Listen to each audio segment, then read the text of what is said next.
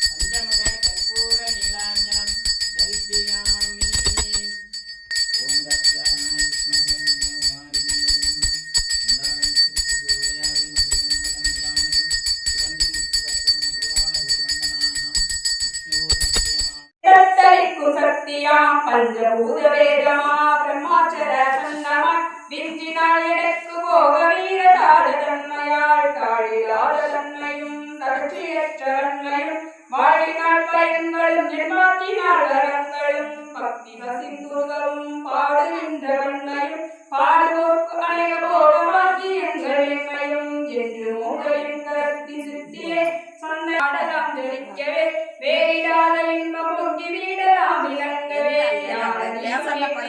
நாமகீதம் பாடுவோம் தர்ம சக்தி வாழ்க என்று சந்தரம் கொண்டாடுவோம். முடிஞ்சது.